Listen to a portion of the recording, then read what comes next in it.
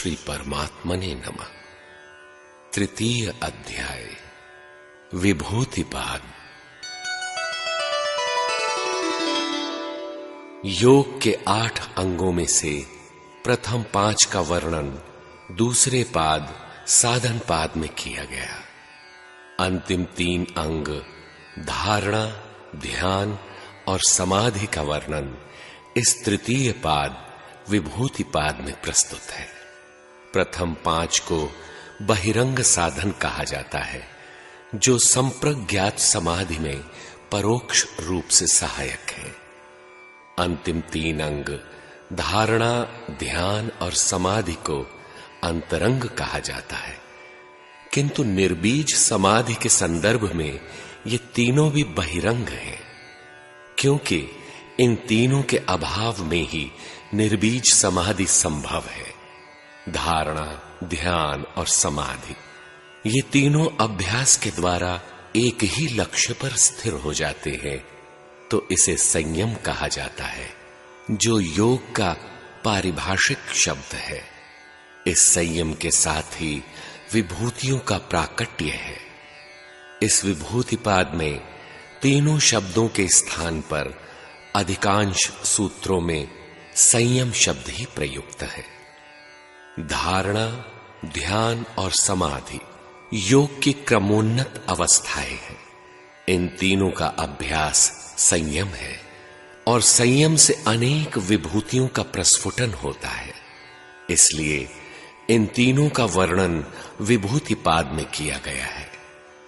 विभूति परमात्मा से मिलने वाले ऐश्वर्य या अलौकिक क्षमताएं हैं, जो योग के इन अंगों के अभ्यास के समय महापुरुष में आ जाती हैं। रामचरितमानस में भगवान शिव की विभूतियों का वर्णन है। सुकृति संभु तन बिमल विभूति, मंजुल मंगल मोद प्रसूति। पुण्यात्मा शंकर जी के शरीर में निर्मल विभूति पाई जाती है, जैसे अवढर दानी, दान में औदार्य, चाहे जिसका उद्धार कर दे, सर्वज्ञता, सती जो कीन चरित सब उजाना। ये विभूतियां गुरु महाराज के चरणों की देन है। संसार में सर्वप्रथम अवतरित अपौरुषेय वाणी गीता के अध्याय 10 में भगवान श्री कृष्ण कहते हैं, नान्तोऽस्ति मम दिव्यानां विभूतीनां परन्तप, एष तूद्देशतः प्रोक्तो विभूतेर्विस्तरो मया।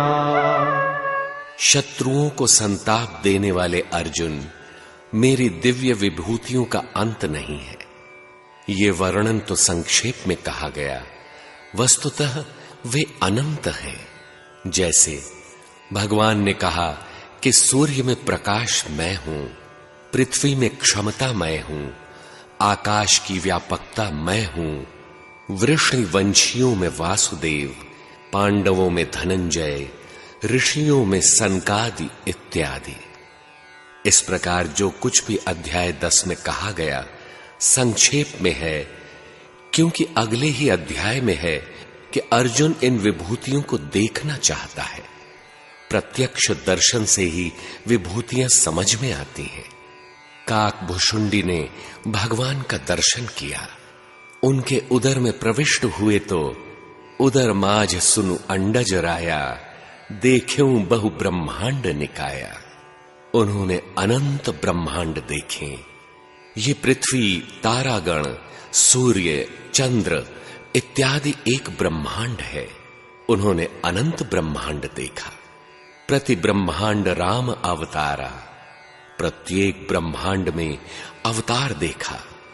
ऐसा भी कुछ देखा जो नहीं देखा नहीं सुना, जो मनहु न समाई, सो सब अद्भुत देख्यूं बरनि कवन विधि जाई। कभी देखा नहीं, सुना नहीं, समझने में भी नहीं आ रहा था, ऐसा अलौकिक दृश्य दिखाई पड़ा। लोक लोक प्रति भिन्न विधाता, भिन्न विष्णु शिव मनु दिसित्राता। दशरथ कौसल्या सुनताता, विविध रूप भरतादिक भ्राता। भिन्न भिन्न मैं दीख सब, अति विचित्र हरिजान। अगणित भुवन फिरऊं प्रभु, राम न देखें आन। ब्रह्मा विष्णु महेश, कभी वृद्ध कभी युवा, भिन्न भिन्न दिखाई पड़े। केवल परमात्मा राम अपरिवर्तनशील मिले। अर्थात चिंतन एक परमात्मा का और उन्हीं परमात्मा के चिंतन के अंतराल में ये विभूतियां फलीभूत होती हैं। संत कबीर के समक्ष यही दृश्य आया तो उन्होंने कहा, देख देख जिय अचरज होई, यह पद बूझे बिरला कोई। धरती उलटी आकाशहि जाई, चींटी के मुख हस्ती समाई। सूखे सरवर उठे हिलोरा, बिन जल चकवा करे किलोला। बैठा पंडित पढ़े पुराना, बिन देखे का करे बखाना।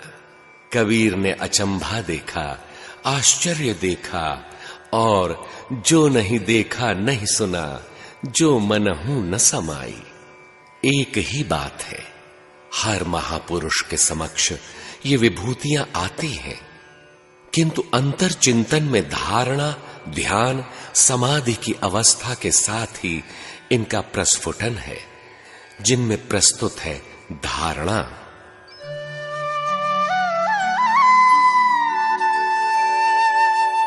देशबन्धश्चित्तस्य धारणा। किसी एक स्थल पर चित्त को बांधना धारणा है। चित्त को जहां ठहराया जाए उस लक्ष्य को धारण किए रहना धारणा है। योग पथ में नाम रूप धारण करने के मुख्यतः दो देश अथवा स्थल है।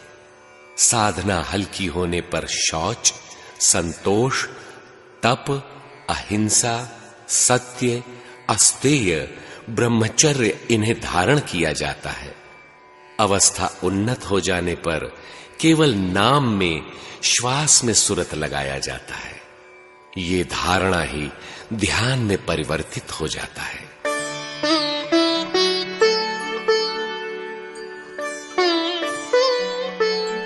तत्र प्रत्येकतानता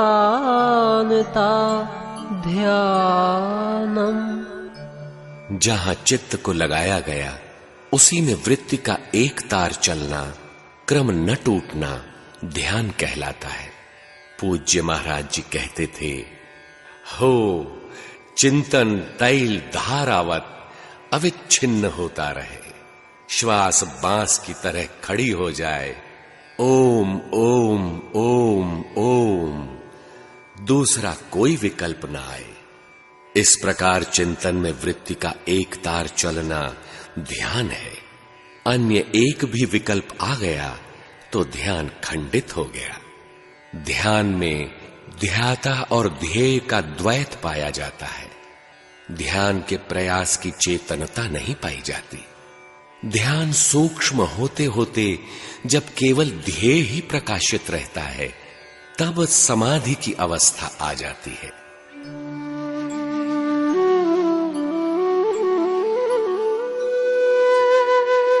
तदेवार्थमात्र निर्भासं स्वरूप शून्यमिव समाधिः। जब केवल ध्येय मात्र की प्रतीति रह जाए और चित्त का निज स्वरूप शून्य सा हो जाए, तब वही ध्यान समाधि में परिवर्तित हो जाता है। यही संत कबीर कहते हैं, सुरत समानी शब्द में ताहि काल ना खाए। मन की दृष्टि का नाम सुरत है। सुरत शब्द में समा जाए, चित्त का निज स्वरूप शून्य हो जाए, जिसे देखता है वह ध्येय मात्र ही रह जाए, इसका नाम समाधि है। सम आदि स समाधि, सम्यक धीयते चित्ते यस्मिन स समाधि। आदि तत्व परमात्मा में समत्व प्राप्त करने की अवस्था आ जाती है। जिसमें लगाया गया था चित्त को, चित्त उसी के तदाकार हो गया, यही समाधि है। धारणा, ध्यान और समाधि तीनों साधनों का सामूहिक नाम संयम है।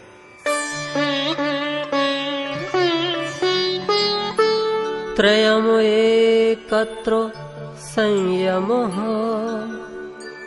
एक ध्येय में धारणा, ध्यान और समाधि का होना संयम है। संयम शब्द से इन तीनों का ही अभिप्राय है। पहले ध्येय को धारण करना होगा, ध्यान की स्थिति से गुजरना होगा। केवल ध्येय की अनुभूति रहने पर समाधि इस प्रकार संयम सध गया। इन तीनों का प्रतिफलन संयम है। संयम सहज होते ही इसका प्रभाव देखें।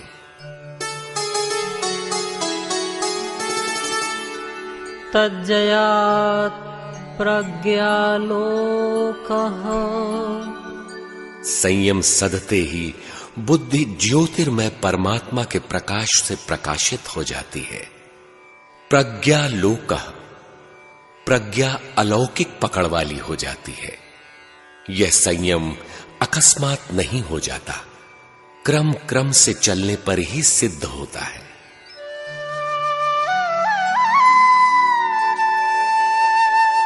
तस्य भूमिषु विनियोगः। उस संयम को क्रम से भूमियों में लगाना चाहिए। धारणा भूमि है, ध्यान भूमि है, समाधि भूमि है। इस प्रकार क्रम क्रम से चलने पर संयम सध जाता है। इस संयम की विशेषता बताते हैं।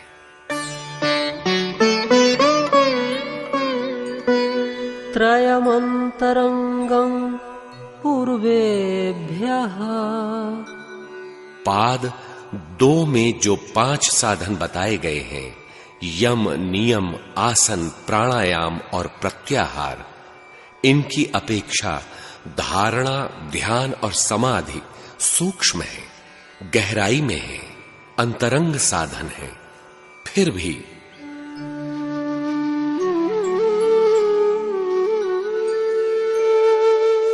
तदपि बहिरंगं निर्बीजस्य। अंतरंग होने पर भी धारणा, ध्यान और समाधि के बीज तो विद्यमान ही हैं। अतः निर्बीज समाधि की तुलना में ये साधन बहिरंग ही है। बहिरंग का आशय प्रकृति की ओर गमन नहीं है, बल्कि यह समाधि की ऊपरी परत है। निर्बीज समाधि और गहराई में है, तुलना में बहिरंग है। व्युत्थान निरोध संस्कारयोः अभिभव प्रादुर्भाव निरोध क्षण चित्तान्वयो निरोध परिणाम। व्युत्थान संस्कार अर्थात मन की चंचलता के अभिभव अर्थात तिरोहित हो जाने और निरोध के संस्कारों के प्रादुर्भाव अर्थात प्रकटीकरण के क्षण में चित्त का निरोध संस्कारों से ओतप्रोत होना चित्त का निरोध परिणाम है। इससे लाभ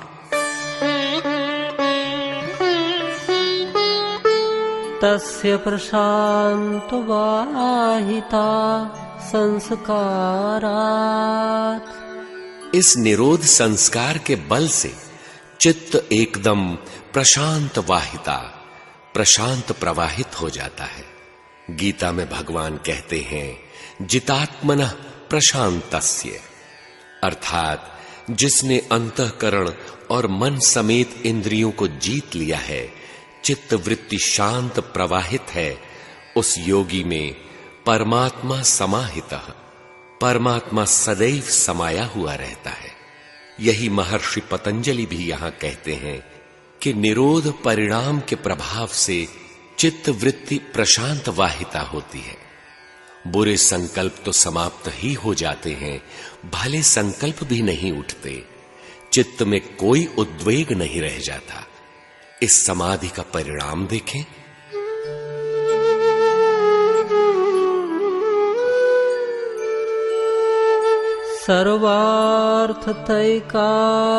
सर्वार्थतैकाग्रतयोः क्षयोदयौ चित्तस्य समाधि परिणामः। चित्त से सब प्रकार के विषयों का चिंतन करने वाली वृत्ति का मिट जाना और ध्येय विषय का चिंतन करने वाली एकाग्रता अवस्था का उदय हो जाना चित्त का समाधि परिणाम है। उसकी समाधि भली प्रकार है। उसके पश्चात की स्थिति का वर्णन करते हैं।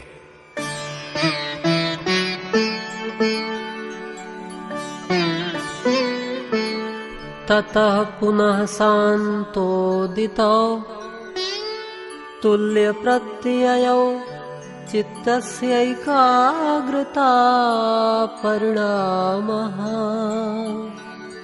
वृत्तियों के निरोध के पश्चात विषयों का उदय होना, शांत होने पर चित्त का ध्येय में समाहित हो जाना समाधि है।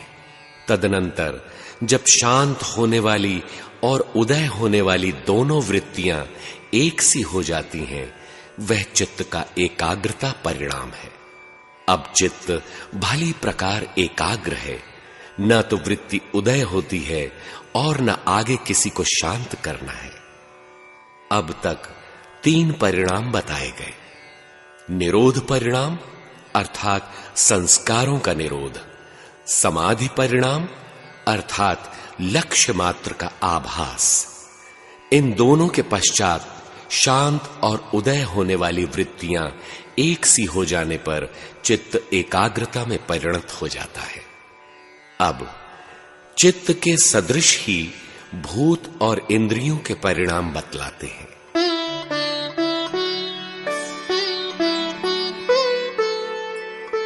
एतेन भूतेन्द्रियेषु धर्मलक्षणावस्था परिणाम व्याख्याता। निरोध, समाधि और एकाग्रता, इन्हीं के परिणामों के द्वारा 5 सूक्ष्म भूतों शब्द, स्पर्श, रूप, रस, गंध में होने वाले अर्थात सभी इंद्रियों के अंतराल में होने वाले धर्म परिणाम, लक्षण परिणाम और अवस्था परिणाम की व्याख्या भी हो गई। योग दर्शन में महर्षि ने यहां पहली बार धर्म का नाम लिया। जब संस्कार का निरोध हो गया, समाधि की स्थिति आप्लावित है, उदय तथा अस्त होने वाले दोनों विकार शांत हो गए, चित्त में एकाग्रता परिणाम आया, तब धर्म शब्द का प्रयोग हुआ। यह धर्म परिणाम है। योगी के लक्षण क्या होते हैं, लक्षण प्रकट हो गए, यह लक्षण परिणाम है। योग की अवस्था उसमें भली प्रकार आ गई है, यह अवस्था परिणाम है। निरोध परिणाम, समाधि परिणाम और एकाग्रता परिणाम के माध्यम से उक्त तीनों का भी वर्णन हो गया। योग की अवस्था, लक्षण और धर्म प्रकट है। यह धर्म क्या है, एक प्रश्न है।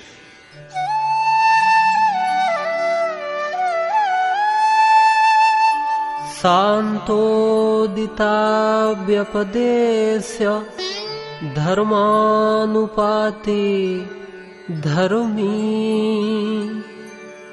शांत और उदित होने वाली वृत्तियों के लिए कोई देश नहीं, अर्थात उन वृत्तियों के व्याप्त होने के लिए कोई स्थान ही नहीं बचा। धर्म का ये अनुपात जहां है वही धर्मी है।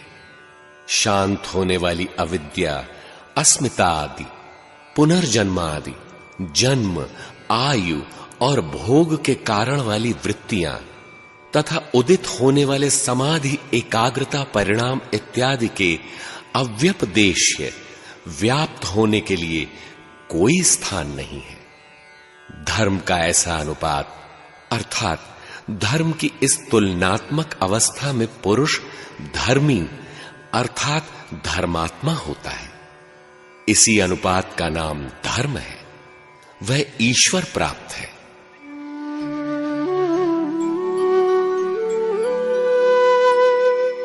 क्रमान्यत्वं परिणामान्यत्वे हेतुः। क्रम की भिन्नता परिणाम की भिन्नता का कारण है।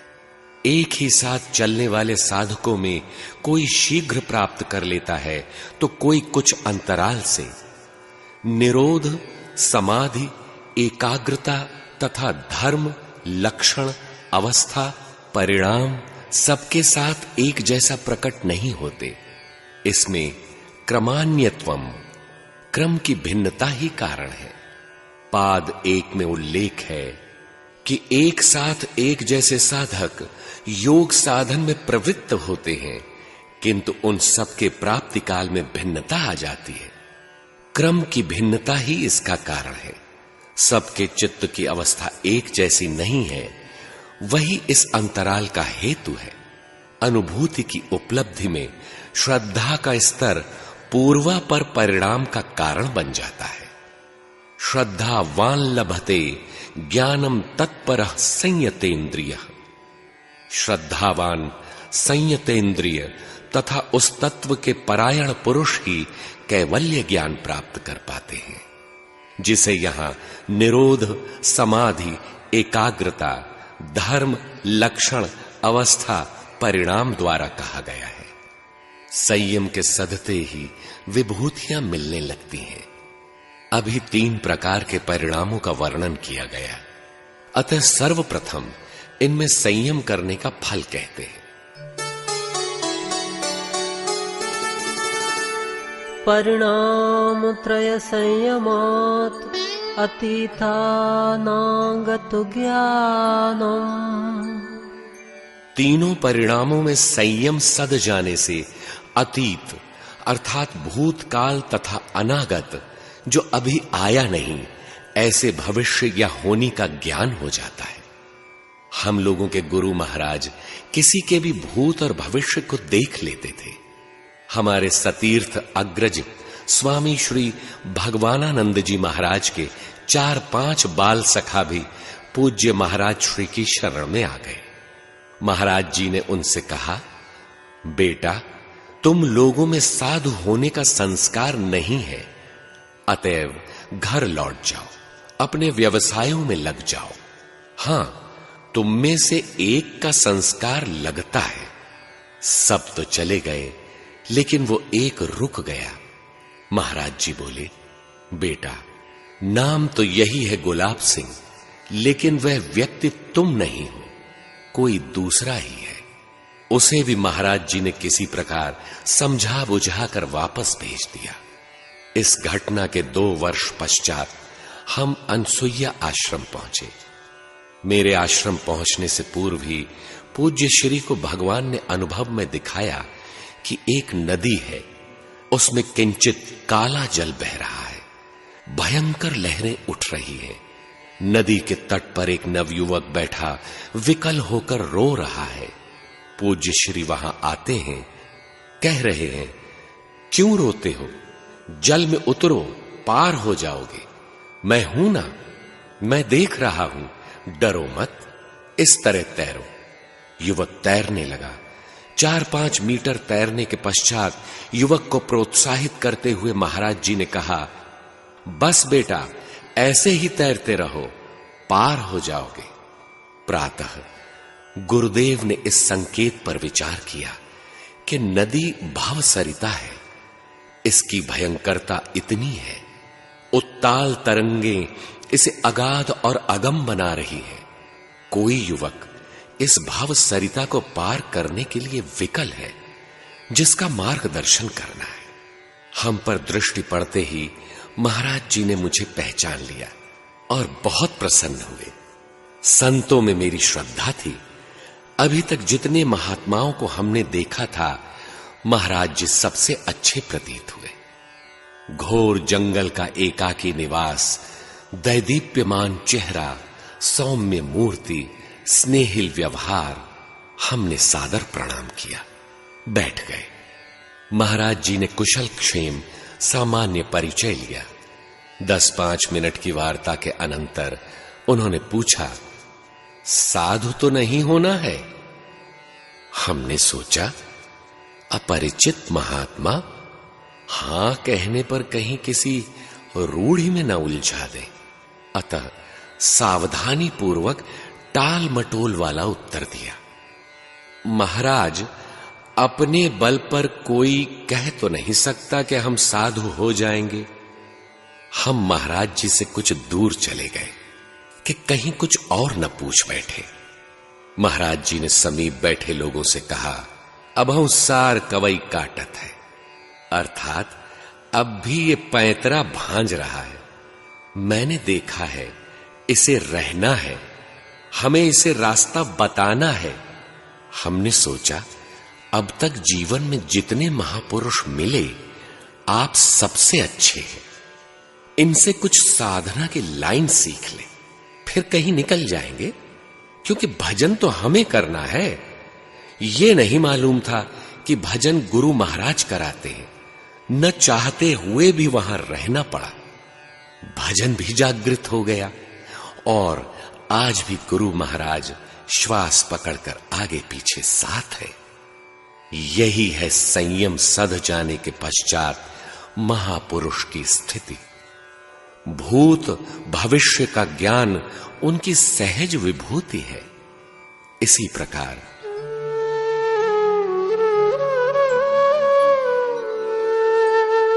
शब्दार्थ प्रत्ययानाम् इतरेतराध्यासात् संकरस्तत्प्रविभाग संयमात् सर्वभूतरुत ज्ञानम्। शब्द, अर्थ और ज्ञान, इन तीनों का परस्पर अध्यास हो जाने के कारण मिश्रण हो रहा है। उसके विभागों में संयम करने से सर्वभूत रुत ज्ञानम, संपूर्ण प्राणियों की वाणी का ज्ञान हो जाता है। अनसुईया आश्रम में ऐसी घटनाएं होती ही रहती थी। महाराज जी प्रायः कहते थे कि यह बंदर ऐसा कह रहा है, वो चिड़िया ऐसा बोल रही है।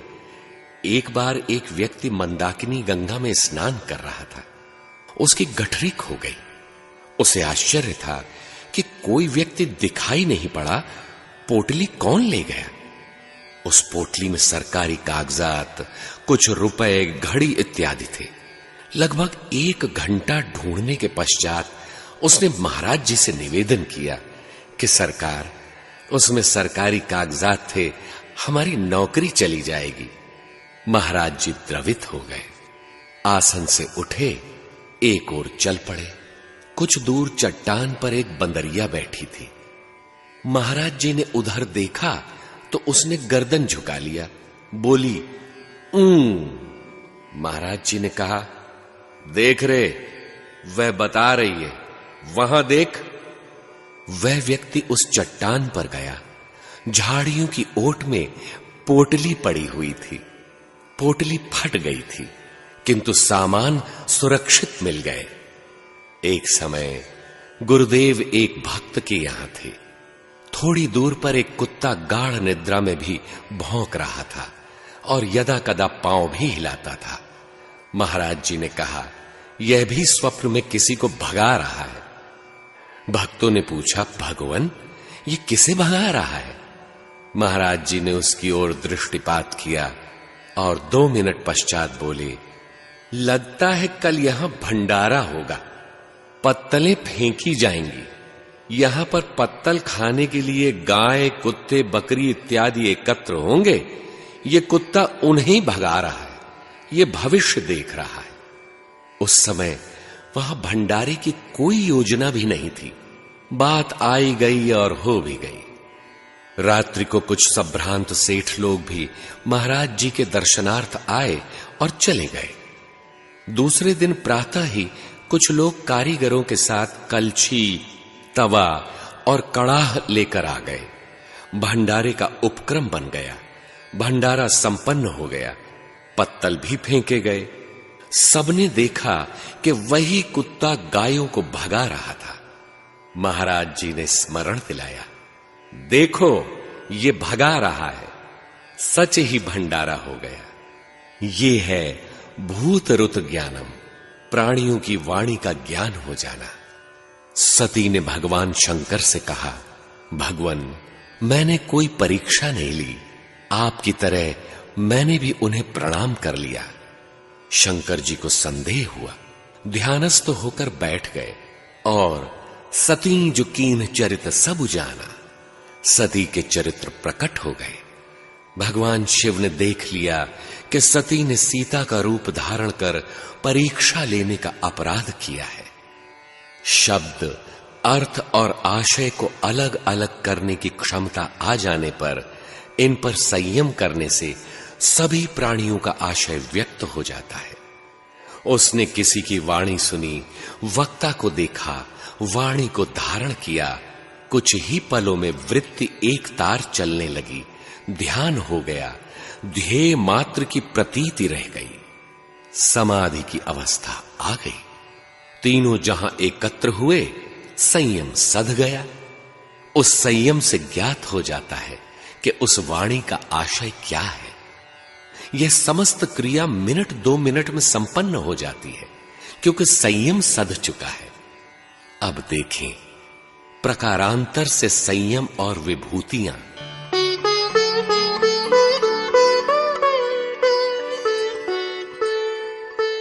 संस्कार साक्षात करणात् पूर्व जाति ज्ञानम। संयम द्वारा संस्कारों का साक्षात्कार कर लेने से पूर्व जन्म का ज्ञान हो जाता है। प्राणी अपनी इंद्रियों द्वारा जो कुछ कर्म करता है तथा बुद्धि द्वारा जो कुछ चिंतन करता है, वह सब उसके अंतःकरण में संस्कार रूप में संचित हो जाते हैं। ये संस्कार जन्म जन्मांतरों से संग्रहित होते चले आ रहे हैं। इन संस्कारों में संयम करके उनको प्रत्यक्ष कर लेने से योगी को पूर्व जन्म का ज्ञान हो जाता है। जिस प्रकार अपने संस्कारों के साक्षात से अपने पूर्व जन्मों का ज्ञान होता है, उसी प्रकार दूसरों के संस्कारों में संयम करने से उनके भी पूर्व जन्मों का ज्ञान हो जाता है। हम लोगों के सतीर्थ स्वामी शिवानंद जी पूज्य महाराज जी की शरण में आए तो तीसरे दिन महाराज जी ने उन्हें संबोधित कर कहा, देखो कई जन्मों पूर्व हमारा तुम्हारा संबंध था, वही संस्कार तुम्हें खींचकर यहां ले आया है। भजन के लक्षण तो नहीं है, फिर भी सेवा करोगे तो पार हो जाओगे। महापुरुष संयम का प्रयोग कहीं भी कर ले, उन्हें निर्णय मिल जाएगा कि संस्कारों की स्थिति कैसी है। ऐसे महापुरुषों द्वारा संयम के विभिन्न प्रयोगों की चर्चा में कहते हैं, प्रत्ययस्य परचित्त ज्ञानम। दूसरे के चित्त का संयम द्वारा साक्षात कर लेने से उसके चित्त का ज्ञान हो जाता है। किसी के चित्त का हाल जानने के लिए महाराज जी कहा करते थे कि उस व्यक्ति का स्वरूप पकड़कर ध्यानस्थ हो जाओ, उसके अंदर क्या है प्रकट हो जाएगा। यह विभूति महापुरुषों में सहज ही पाई जाती है।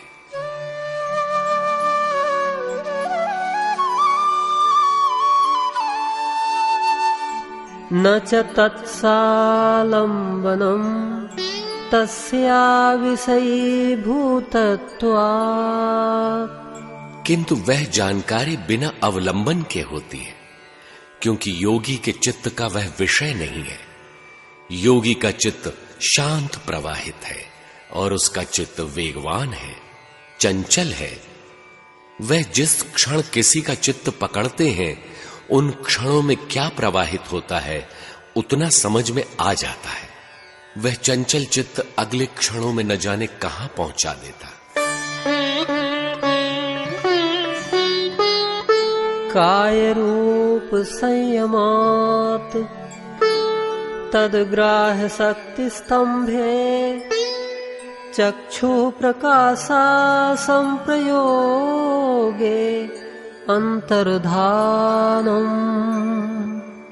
शरीर के रूप में संयम कर लेने से जब वृत्ति की ग्राह्य शक्ति रोक ली जाती है, तब चक्षु का प्रकाश से संबंध न होने के कारण योगी अंतर्धान हो जाता है।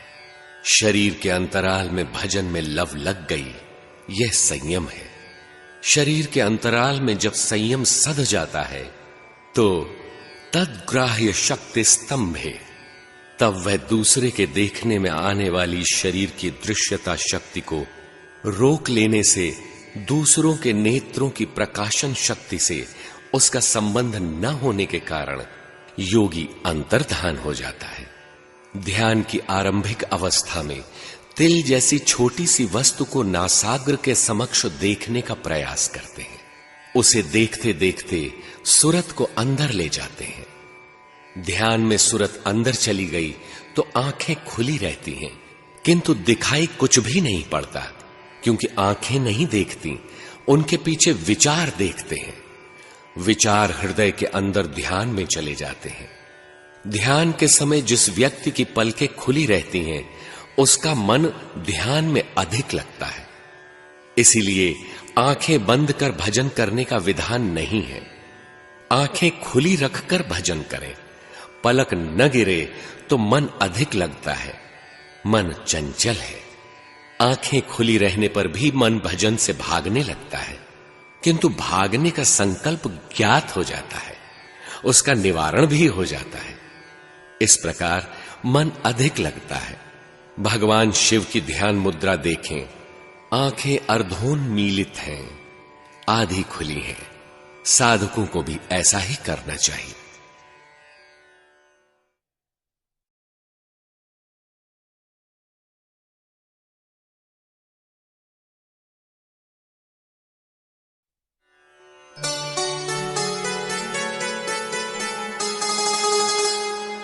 सोपक्रमम् निरुपक्रमम् च कर्म तत्संयमादुपरान्तु ज्ञानम् अरिष्टेभ्यो वा। कर्म दो प्रकार के हैं, सोपक्रमम् उपक्रम सहित और निरूपक्रमम् उपक्रम रहित। गीता में इन्हीं को पुण्य कर्म और पाप कर्म कहा गया है। उपक्रम सहित अर्थात उपाय से होने वाले और बिना उपाय के होने वाले। पुण्य कर्म जो पूर्णता प्रदान करते हैं, उपायजन्य हैं। उपक्रम रहित बिना उपाय के होने वाले पाप कर्म अधोगति की ओर ले जाते हैं। इन दोनों की स्थिति में संयम की पहुंच हो जाने पर, दोनों संस्कारों की स्थिति समझ लेने पर योगी को मृत्यु का ज्ञान हो जाता है। ये संस्कार कब तक चलेंगे, कब ये शांत होंगे, इसका ज्ञान हो जाता है। और अरिष्टेभ्यः, अरिष्टों से भी साधक को ज्ञात हो जाता है कि विपदाओं का प्रवाह कैसा है, कितना है। उनके उतार चढ़ाव और उनकी गति से भी ज्ञात हो जाता है कि अंतिम संस्कार के विलय में अभी कितना शेष है। शरीर का निधन तो वस्त्र परिवर्तन मात्र है, यह मृत्यु नहीं है। मृत्यु वही सराहनीय है जिसके पीछे जन्म न हो। संत कबीर कहते हैं कि यह अवस्था जीते जी आती है। जीवत में मरना भला, मरे जो जाने कोय, मरने से पहले मरे, अजर अमर सो होए। जा मरने से जग डरे, सो मेरो आनंद, कब मरी हूं कब पाई हूं पूरन परमानंद।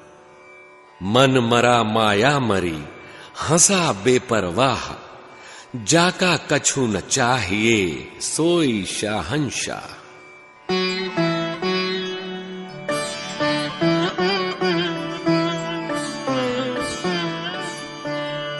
मैत्रेयादिषु बलानि। संसार में कहीं मित्रता नहीं होती। जो प्रतीत होती है वह पारस्परिक व्यवहार है। कदाचित आप किसी से मैत्री करने का प्रयास करें तो तो उसके विकार आप में भी आ सकते हैं या आपके विकार उसमें संक्रमित हो सकते हैं। जीवों के प्रति करुणा हो सकती है, किंतु जहां तक मैत्री का प्रश्न है, आदि शंकराचार्य जी ने कहा था, कह शत्रुवे संति निज इंद्रियाणि तान्येव मित्राणि जितानि यानि। संसार में शत्रु कौन है? अपनी इंद्रियां। यही इंद्रियां यदि जीत ली जाती हैं तो वही मित्र बनकर मित्रता में बरतती हैं, परम कल्याण करने वाली हो जाती हैं। भगवान श्री कृष्ण ने इसी इंद्रिय जय पर बल दिया। अर्जुन, आत्मा ही शत्रु तथा आत्मा ही मित्र है। कैसे? जिन पुरुषों द्वारा मन सहित इंद्रियां जीत ली गईं, उनके लिए उन्हीं की आत्मा मित्र बनकर मित्रता में बरतती है, और जिन पुरुषों द्वारा मन सहित इंद्रियां नहीं जीती गईं, उनके लिए उन्हीं की आत्मा शत्रु है, शत्रुता में बरतती है, अधोगति और नीच योनियों में फेंकने वाली होती है। अतः मैत्री इंद्रिय संयम की है। मैत्री आदि संयम में अर्थात इंद्रिय संयम सद जाने पर बल प्राप्त होता है। सर्वोपरि बल, आत्मस्थिति, आत्म कल्याण वाला बल मिल जाता है। बाह्य दृष्टि से देखा जाए तो शत्रु मित्र सुख दुख जग माही, माया कृत परमारथ नाही। सखा परम परमारथ एहू, मन क्रम बचन राम पद नेहू।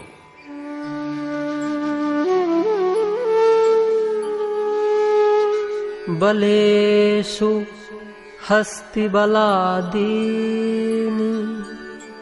विविध बलों में संयम जैसे जैसे उत्तरोत्तर सधता जाता है, हर प्रकार के सामर्थ्य का बल मिल जाता है। भगवान श्री कृष्ण कहते हैं, बलम बलवतां चाहम कामराग विवर्जितम धर्मा विरुद्धो भूतेषु कामोस्मि भरतर्षभ।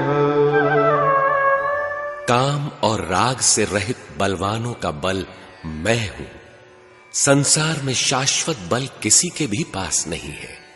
काम अर्थात कामना तथा राग अर्थात प्रकृति से लगाव, इनसे अतीत बल भगवान कहते हैं कि मैं हूं। ज्यों ज्यों संयम सधता जाता है, त्यों त्यों हर प्रकार के क्रमोन्नत सामर्थ्य का बोध होता जाता है। अप बल तप बल बाहुबल, चौथो है बलदाम। सूर किशोर कृपाते सब बल, हारे को हरि नाम। उसे हरि कृपा का बल प्राप्त हो जाता है। पूर्व काल में हस्ति बल का मापदंड था। भीम में 80,000 हाथी का, दुशासन में 10,000 तथा धृतराष्ट्र में 1,00,000 हाथी का बल था। आजकल हॉर्स पावर बल का पैमाना है। इसी प्रकार साधनाओं की हर अवस्थाओं का बल उत्तरोत्तर उपलब्ध होता जाता है।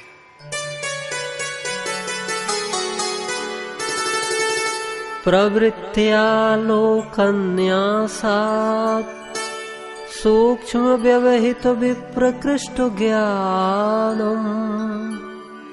इसी पाद के 5वें सूत्र में महर्षि ने बताया कि संयम सध जाने से प्रज्ञालोक, बुद्धि अलौकिक प्रकाश धारण करने वाली हो जाती है।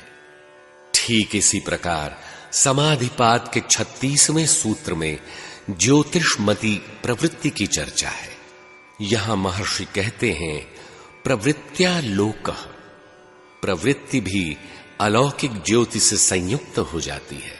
इस आलोक का न्यास करने से सूक्ष्म व्यवहित विप्रकृष्ट ज्ञानम, सूक्ष्म व्यवधान युक्त और दूर देश में कहीं भी स्थित वस्तु का ज्ञान हो जाता है। उदाहरण के लिए 1962 ईस्वी में भारत पर चीन ने आक्रमण कर दिया। पूज्य महाराज जी ने अनुसुईया में भक्तों से कहा, हो चीन ने हिमालय लांघकर हमारे देश पर हमला कर दिया है। अब क्या हो रहा है, कोई हमें भी बताता। एक भक्त ने महाराज जी को एक रेडियो अर्पित कर दिया। महाराज ने पूछा, क्यों रे, आदमी बताता है कि लोहे का यंत्र?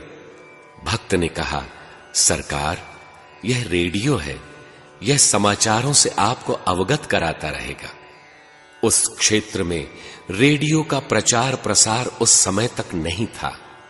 एक निश्चित समय पर रेडियो से समाचारों का प्रसारण होता था। समाचारों को सुनकर महाराज जी चिंतित हो उठते थे। एक दिन शाम को महाराज जी खिन्न मुद्रा में बैठे थे। अकस्मात वे बोल उठे, कल समाप्त हो जाएगा, कल युद्ध समाप्त हो जाएगा। भगवान ने अभी अभी दिखाया कि मैं उस बर्फ की पहाड़ी पर चिलम हाथ में लिए बैठा।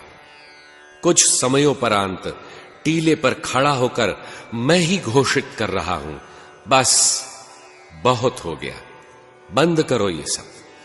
इस रेखा के उस पार चीन है, इस ओर भारत है। दूसरे दिन प्रातः समाचार प्रसारित हुआ कि युद्ध विराम हो गया है। युद्ध विराम हो जाना सामान्य घटना है।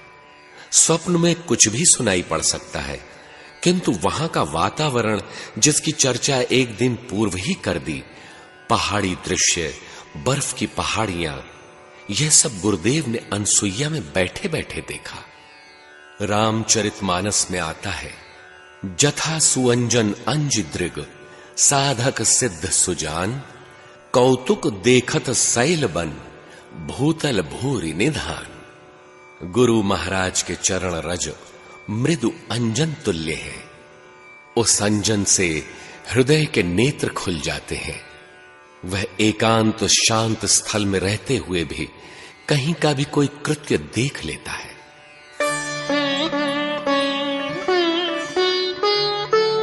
भुवन ज्ञानम सूर्ये संयमात्। सूर्य में संयम करने से समस्त लोकों का ज्ञान हो जाता है। भुवन यौगिक शब्द है। श्री रामचरितमानस में 3 भुवन अर्थात त्रिभुवन, 14 भुवन और अगणित भुवनों का उल्लेख है।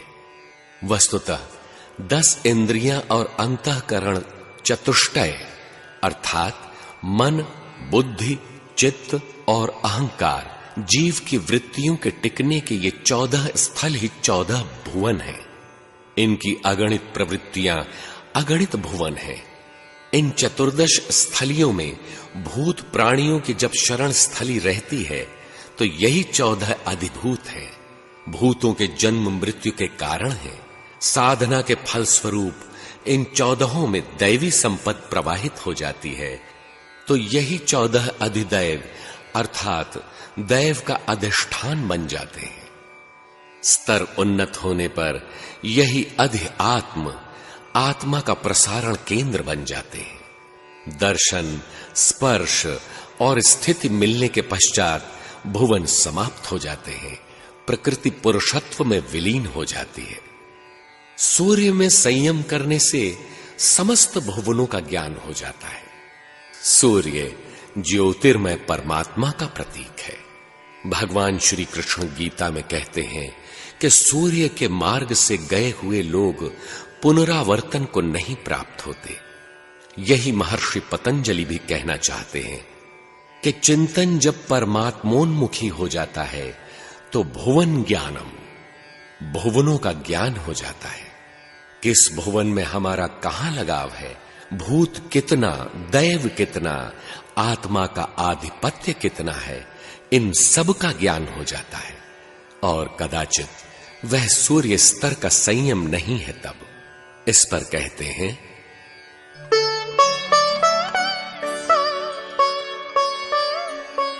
चंद्रे ताराव्यूह ज्ञानम। चंद्रमा में संयम करने से तारों की संरचना का ज्ञान हो जाता है। यह जगत ही एक रात्रि है। या निशा सर्वभूतानाम तस्याम जागर्ति संयमी।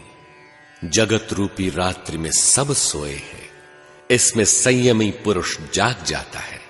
इस जगत रूपी रात्रि में जब उन्हें परमात्मा का क्षीण प्रकाश मिलने लगता है तो तारा व्यूह ज्ञानम, तारों की स्थिति का ज्ञान हो जाता है कि चित्त वृत्ति के तार, सूत्र, इनकी गति कहां कहां है, ग्रंथि कहां कहां पड़ी हुई है, इसके व्यूह का ज्ञान हो जाता है। अब देखें साधना में स्थिर ठहरने का परिणाम।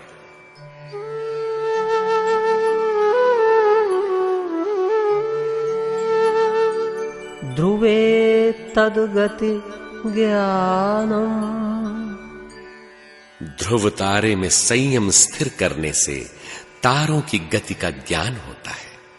स्तंभ वृत्ति की परिपक्व अवस्था में जब सूरत अचल स्थिर ठहर गई, तद्गति ज्ञानम, उन तारों की गति का ज्ञान हो जाता है कि चित्त वृत्ति का वेग कैसा है। कभी चित्त अचल ठहरने लगता है, कभी उद्वेग आता है। कब कैसा चिंतन उभरने वाला है, उभरने से पूर्व ही उसका ज्ञान हो जाता है। इसलिए उद्वेग आने से पूर्व ही शांत हो जाता है। यह सब चिदाकाश में ही होता है।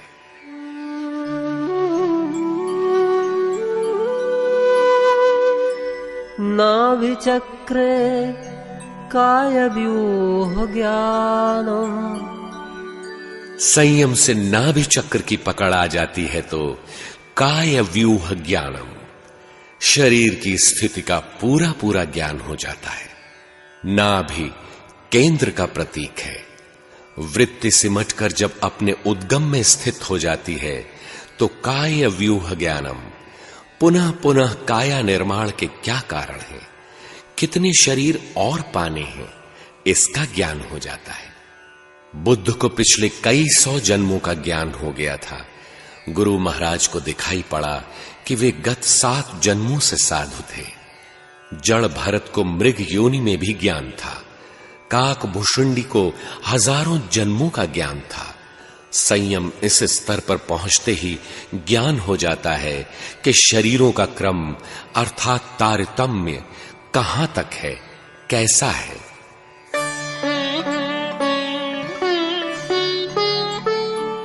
कंठकूपे क्षुत्पिपासा निवृत्तिः, कंठकूप में संयम करने से भूख और प्यास की निवृत्ति हो जाती है।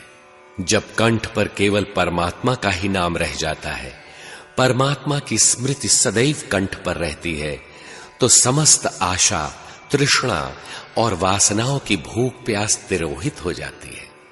श्री रामचरितमानस में प्रकरण आता है कि भगवान राम विश्वामित्र आश्रम पहुंचे तो महर्षि ने उन्हें अधिकारी के रूप में पहचाना और उन्हें विद्या प्रदान की। जाते लाग न क्षुधा पिपासा, अतुलित बल तनु तेज प्रकाशा।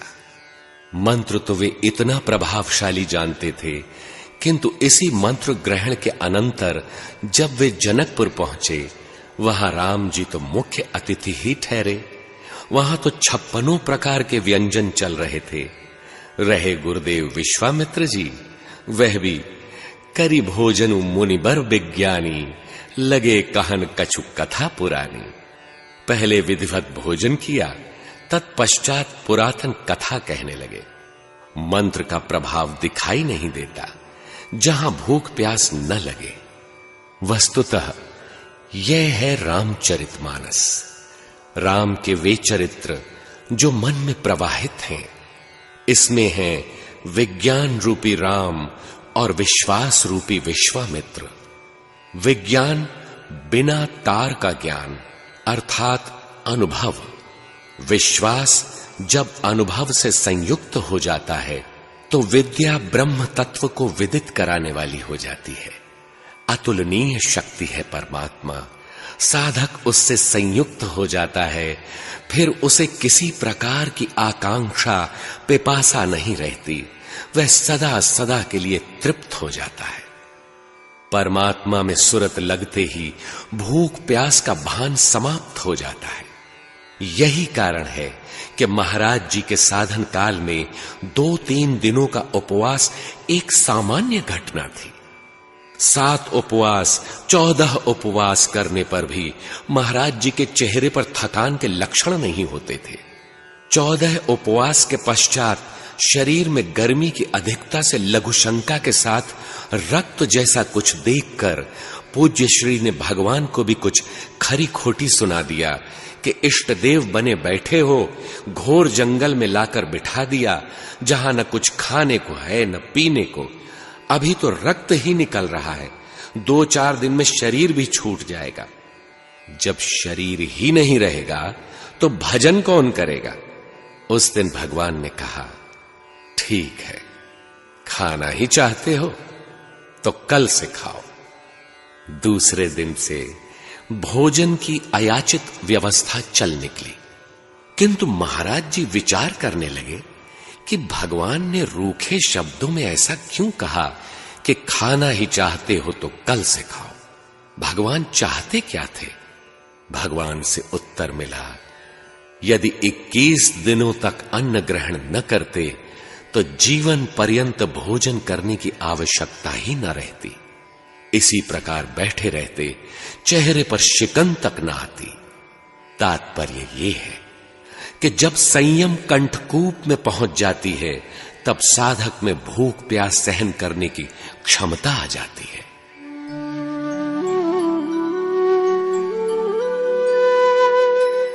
कूर्मनाड्याम् स्थैर्यम्। कूर्म नाड़ी में संयम सधने से स्थिरता आती है। आयुर्वेद शास्त्र में प्राण की संवाहिका मुख्य नाड़ी को कूर्म नाड़ी संज्ञा से अभिहित किया गया है। प्राणवायु में व्यक्ति केवल श्वास ही नहीं ग्रहण करता, अपितु उसी के साथ वायुमंडल के संकल्प भी ग्रहण कर लेता है। श्वास के साथ आने वाले संकल्पों पर संयम करने से योगी संकल्पों से परे हो जाता है। पुनः संकल्प उसमें विक्षोभ उत्पन्न नहीं कर पाते, जिससे चिंतन धारावाही होने लगता है। महर्षि ने नाम से तादात्म्य स्थापित करते हुए यहां कूर्म का दृष्टांत दिया है।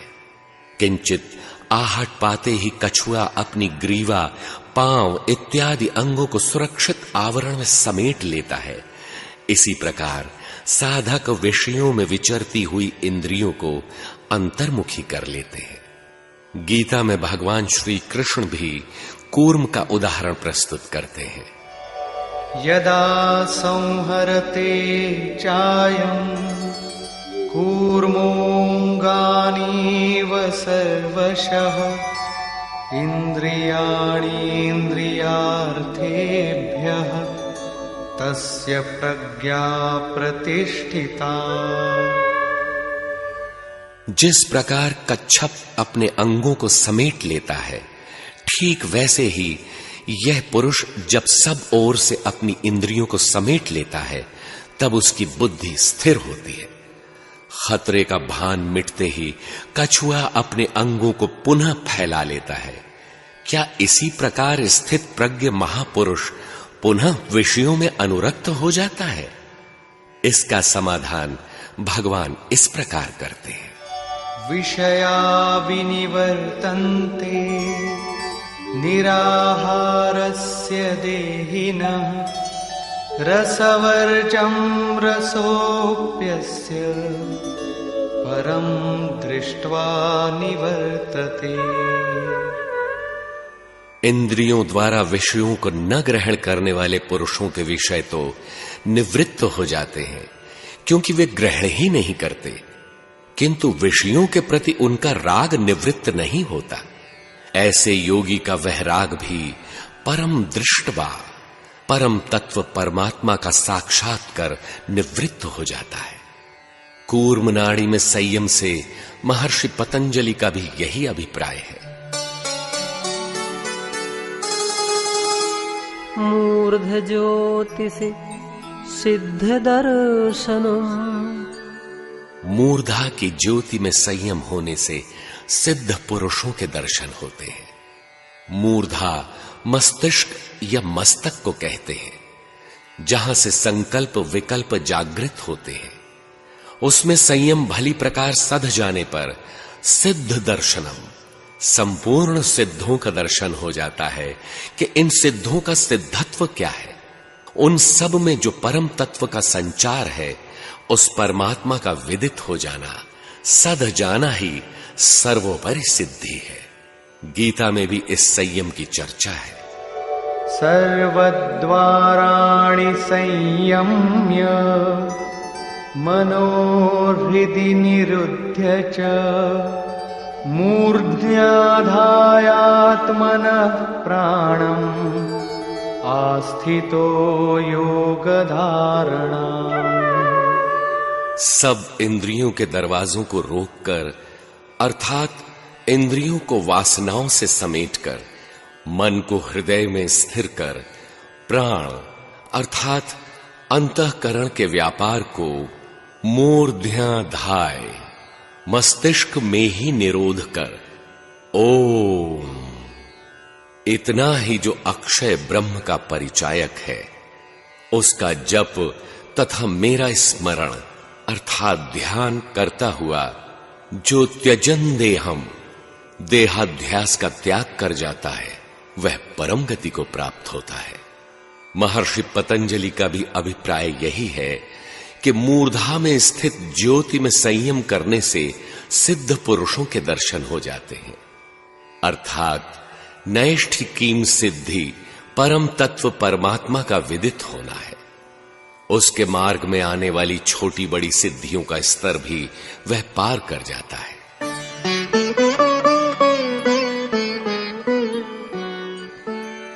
प्रातिभाद्वा सर्वम्। प्रातिभ ज्ञान उत्पन्न होने से बिना संयम के ही योगी को समस्त बातें ज्ञात हो जाती हैं। परमात्मा के निर्देशन से संचालित ज्ञान प्रातिभ है।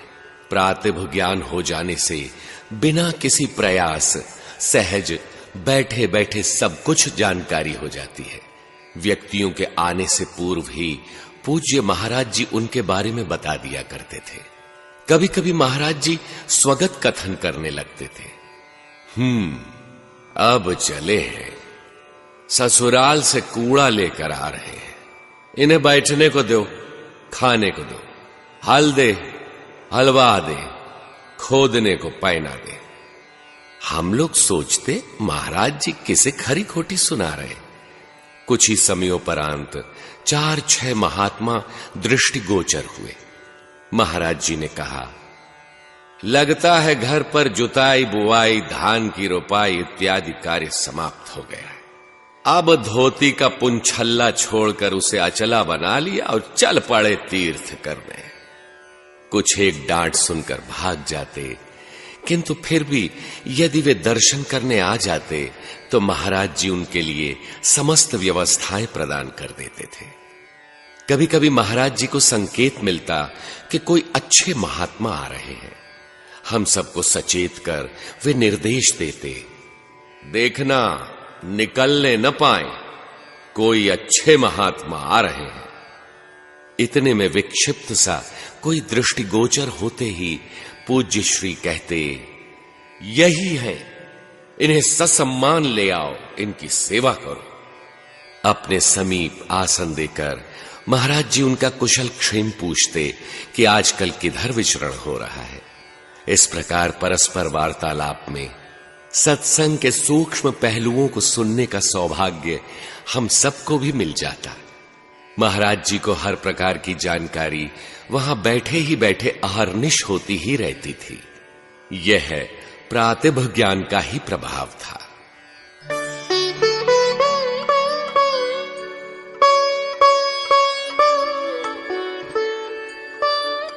हृदये चित्त संवित्। हृदय में संयम होने से चित्त के स्वरूप का ज्ञान हो जाता है। उस समय चित्त का स्वरूप कितना सूक्ष्म, निर्मल या कितना विकृत है, इसकी स्पष्ट जानकारी हो जाती है।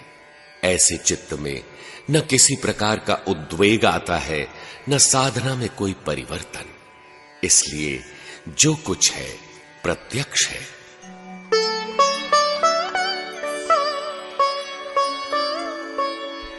सत्त्वपुरुषयोरत्यन्ता संकीर्णयोः प्रत्यया विशेषो भोगः परार्थात् स्वार्थ संयमात् पुरुष ज्ञानम्। सत्व अर्थात बुद्धि में प्रसारित प्रकृति तथा पुरुष दोनों परस्पर अत्यंत भिन्न है। उसका अविशेष प्रत्यय अर्थात एकता सा होना भोग है, जीव के आवागमन का कारण है। परार्थ जो परम धन को उपलब्ध कराने वाली क्रमोन्नत योग विधि है, उसके द्वारा स्व अर्थ अर्थात स्वार्थ अर्थात आत्मिक संपद में संयम करने से पुरुष का ज्ञान हो जाता है। परम पुरुष केवल आत्मा है। उस विशुद्ध आत्म स्वरूप का दर्शन हो जाता है, उसकी विशेषताओं का ज्ञान हो जाता है। भजन की विधि वही निर्धारित विधि है। अभ्यास करना है प्रणव का, ओम का जप, मात्र सद्गुरु में श्रद्धा, तप, स्वाध्याय, ईश्वर प्रणिधान, अष्टांग योग का विधिवत पालन, संयम स्वरूप की स्थिति पर्यंत जितने भी साधन हैं, उनका नाम परार्थ विद्या है। इस परार्थ साधन के द्वारा जो स्वार्थ को साध लेता है, स्वार्थ में संयम करने से पुरुष ज्ञानम, परम पुरुष परमात्मा का ज्ञान हो जाता है। अब दृष्टा का अपने स्वरूप में स्थित होना ही शेष रहता है।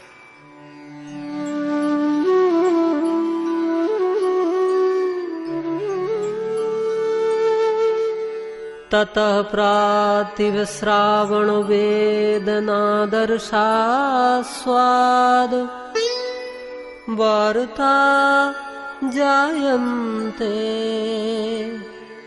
उस स्वार्थ संयम के सधते ही कई एक सिद्धियां प्राप्त हो जाती हैं।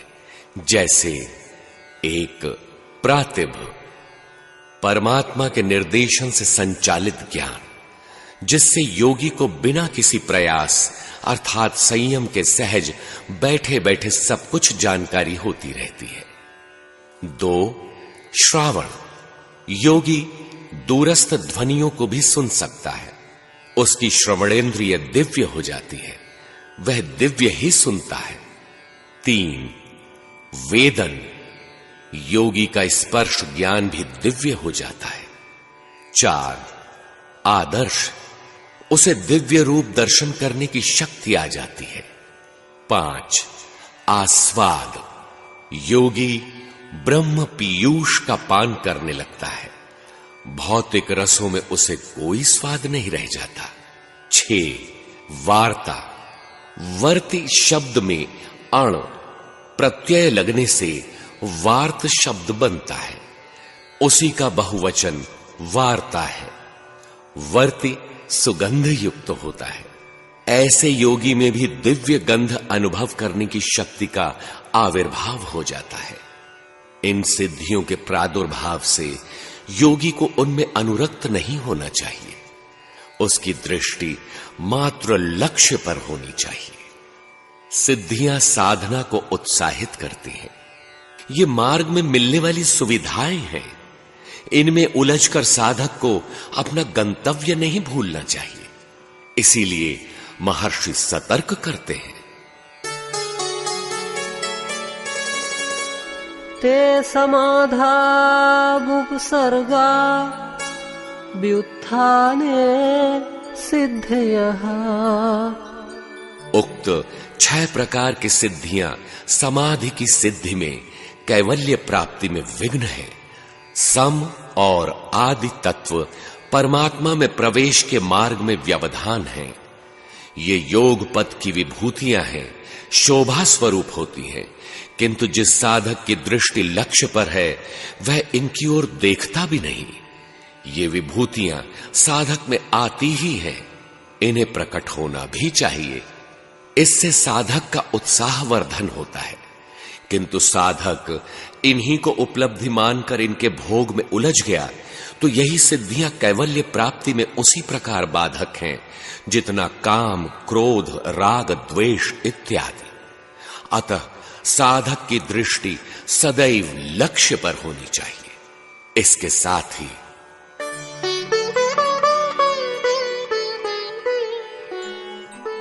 बंध कारण शैथिल्यात् प्रचार संवेदनाच्च चित्तस्य परशरीरावेशः।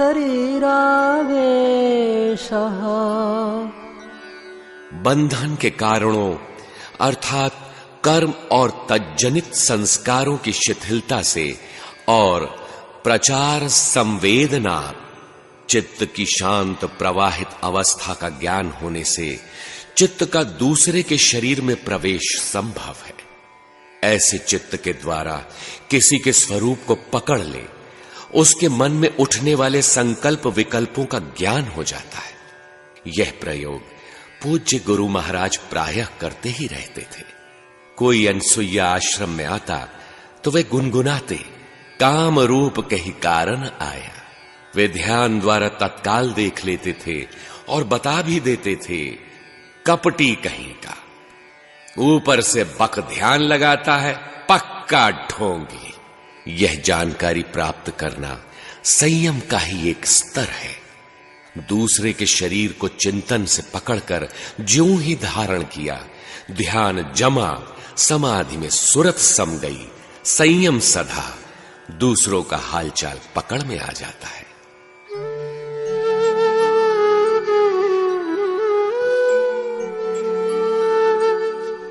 उदान जया ज्वलपंक कंटकादिस्वसंग उत्क्रांतिश्च। उदान वायु को जीत लेने से जल, कीचड़, कंटकादि से योगी के शरीर का संयोग नहीं होता, उसकी गति ऊर्ध्व हो जाती है। उदान वायु का क्षेत्र कंठ से शिर तक है जो ऊपर की ओर गमन करती है।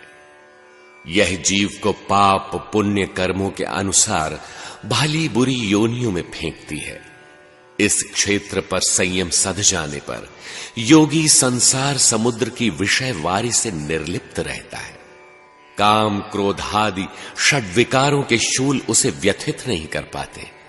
उसकी गति प्रकृति की ओर अधोमुखी न होकर परमात्मा की ओर ऊर्ध्वरेता की हो जाती है। एक स्थान पर सत्संग का आयोजन था।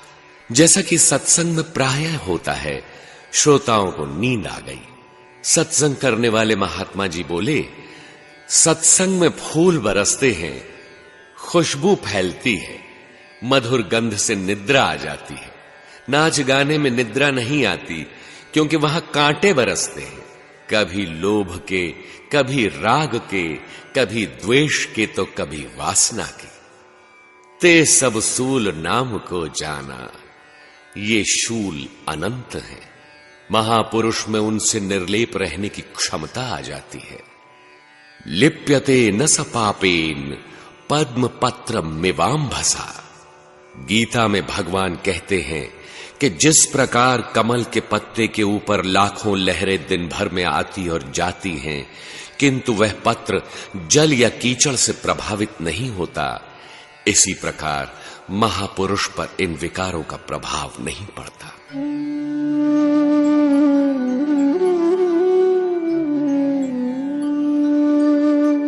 समान जया ज्वलनम। समान वायु को संयम द्वारा जीत लेने से योगी का शरीर दीप्तमान हो जाता है। ज्योतिर्मय परमात्मा है। उस परमात्मा का तेज उस योगी में प्रस्फुटित हो जाता है। समान वायु शरीर में हृदय से लेकर नाभि पर्यंत रहती है। चित्त वृत्ति एक वायुमंडल है। जब संयम इसे सम प्रभावित करने में सध जाए तो योगी भले बुरे उद्वेगों से विचलित नहीं होता। ईश्वरीय तेज की दीप्ति उभर जाती है। पूज्य गुरु महाराज जी कहते थे, हो मेरा शरीर काला काला न जाने कैसा था, किंतु जिस दिन से स्वरूप में स्थिति मिली, यह शरीर ही बदल गया। अवधपुरी प्रभु आवत जानी, भई सकल शोभा कै खानी। अवध ये शरीर है जिसमें अवध्य स्थिति का सूत्रपात है। इस मानव तन में जब भगवान के प्रादुर्भाव का समय आता है तो यह शरीर संपूर्ण शोभा की खान हो जाया करता है। जीव श्रेणी वाले स्वभाव तिरोहित हो जाते हैं। ईश्वरीय वायुमंडल उन प्रभु की विभूतियां उतर आती हैं। चित्त शांत सम प्रभावित हो जाता है। इस समता में संयम सद जाने पर चित्त में उद्वेग नहीं आते। ज्वलनम परमात्मा के ज्योतिर्मय स्वरूप का प्रभाव प्रकाश उसमें उभर आता है। योगी का शरीर दीप्तिमान हो उठता है।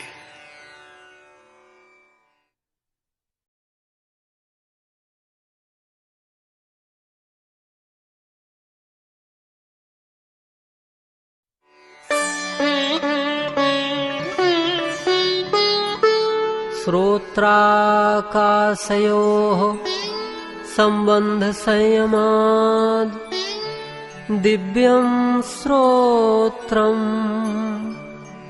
श्रोत्र अर्थात कान और आकाश के संबंध में संयम कर लेने से योगी के श्रोत्र दिव्य हो जाते हैं।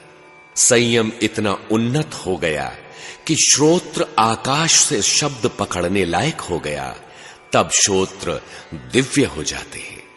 अलौकिक वायुमंडल को ग्रहण करने लायक हो जाते हैं। श्रोत्र केवल श्रवणेंद्रिय का नाम नहीं है। बधिरत्व दोष वाले भी परमात्मा की प्राप्ति कर सकते हैं। जो प्रशक्ति कान को सुनने के लिए प्रेरित करती है, उसमें दिव्यता का संचार हो जाता है। एक ऐसी अवस्था आ जाती है कि बिन बाजा झंकार उठे तह समुझ पड़े जब ध्यान धरे। प्रकृति की कोई ध्वनि या संगीत लहरी उस योगी को प्रभावित नहीं कर पाती। उसके श्रोत्र दिव्य क्षमता से संयुक्त हो जाते हैं।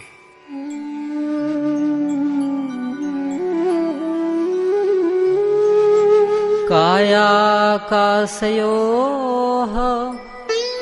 संबंध संयमाल् लघुतूल समापत्तेश्च आकाशगमनम्। कायाकाशयोः शरीर और आकाश के संबंध में संयम करने से लघुतूल समापत्तेः शरीर रुई के सदृश हल्का हो जाता है और आकाश में ही सदा चलने की शक्ति आ जाती है। सूरत आकाशवत हो जाती है, धारावाहिक चलने लगती है। कोई अवकाश की नभ बिनु पावई। आकाश ऐसी वस्तु है जहां लोगों को शांति मिलती है। यह चिदाकाश और कायाकाश में संयम योग पथ में मिलने वाली विभूतियां हैं। इस क्षमता के अनंतर देहाध्यास मिट जाता है।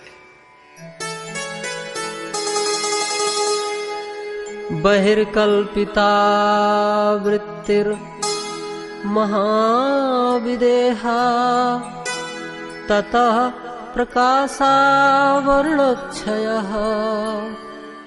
बाहर सृष्टि में जो कुछ दिखाई सुनाई पड़ता है, उसमें कल्पना रहित वृत्ति का प्रवाहित होना महाविदेहावस्था है। कुछ भी सामने पड़ जाए, उसके प्रति संकल्प विकल्प नहीं कि क्या है। इस महाविदेहावस्था के आने से प्रकाश का आवरण क्षीण हो जाता है। दृष्टा और साधक के बीच का आवरण क्षीण हो जाता है। आवरण था भला बुरा ग्रहण करना, अब वह ग्रहण ही नहीं करता तो आवरण कहां से आएगा। बुद्धि में आत्मा का प्रकाश जितनी मात्रा में हुआ है, आगे जितना शेष है, उसे समझने की बाधा अब समाप्त हो गई। गीता में भगवान कहते हैं, बाह्य स्पर्शेष्वसक्तात्मा विन्दत्यात्मनि यत् सुखम् स ब्रह्मयोगयुक्तात्मा सुखमक्षयमश्नुते। बाह्य संसार के विषय भोगों में अनासक्त पुरुष अंतरात्मा के सुख को प्राप्त होता है।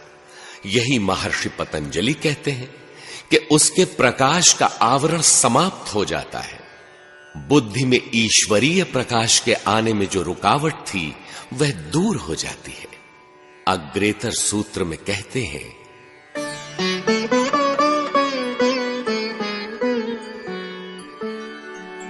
स्थूल स्वरूप सूक्ष्म अन्वयार्थवत्व संयमात् भूत जयः।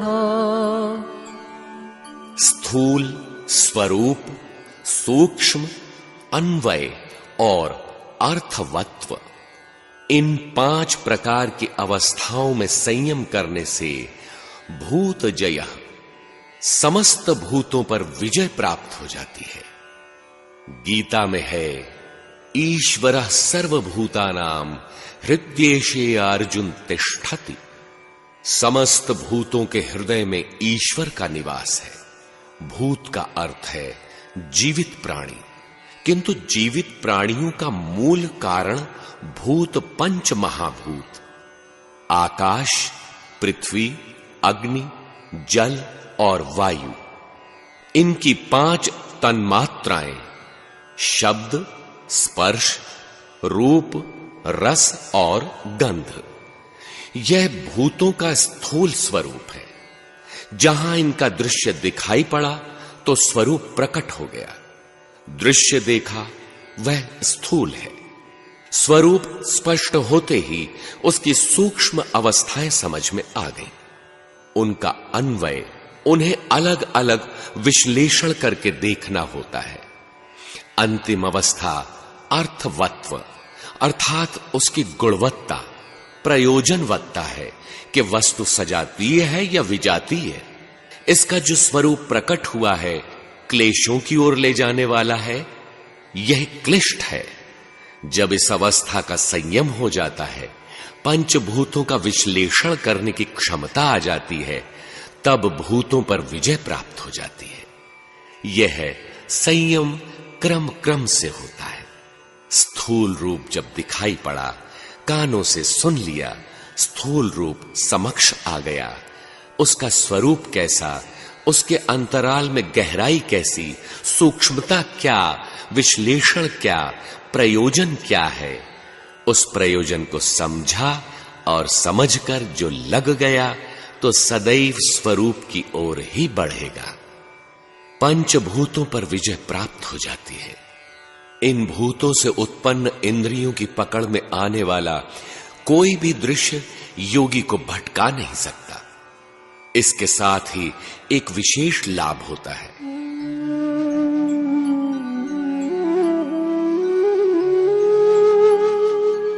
ततोऽणिमादि प्रादुर्भावः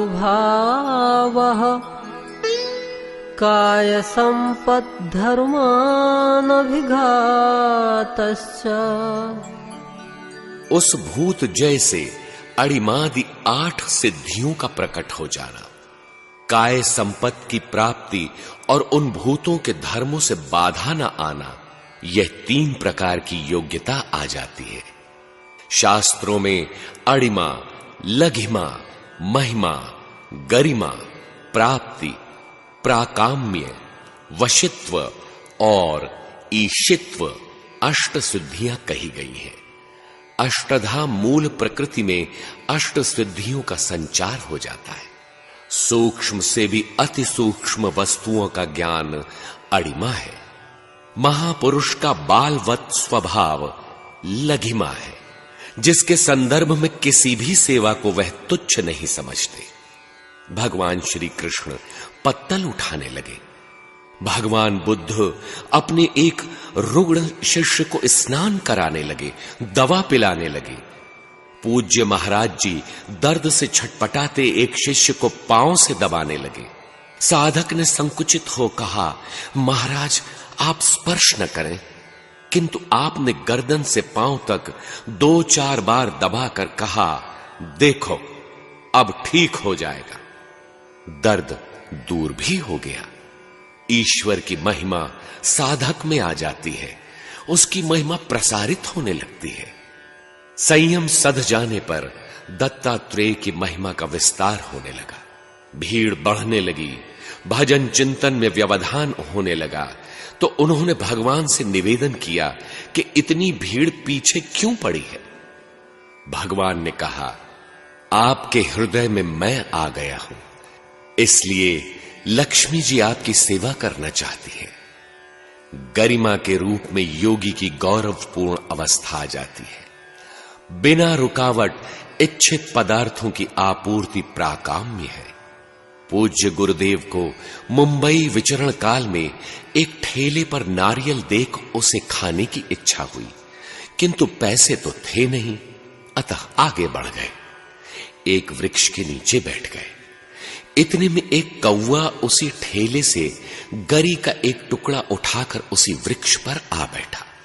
नारियल का टुकड़ा उससे छूटकर महाराज जी के समक्ष गिरा। भगवान से शकुन संकेत मिला।